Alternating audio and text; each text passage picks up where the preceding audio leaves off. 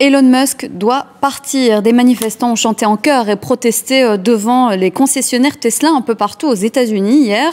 Ils étaient souvent quelques centaines à New York, dans l'Ohio, à Washington, quelques dizaines en Californie ou encore dans le Maryland.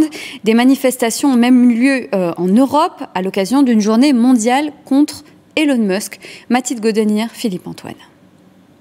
En Californie, à Washington, en Arizona ou encore dans l'Ohio, ils se sont donné rendez-vous à proximité d'environ 200 concessions Tesla. À New York, ils étaient près d'1 millier. Ailleurs, peut-être un peu moins nombreux.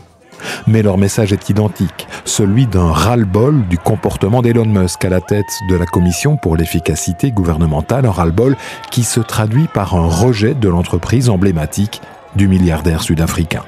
We have had Teslas in our family for 10 years now. So we've always been behind Tesla, but cannot any longer support them. La colère des manifestants ne se limite pas au seul Elon Musk.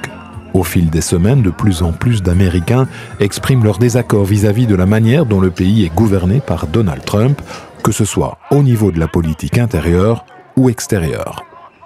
Both of them are extremely dangerous lunatics who are destroying our democracy and our country.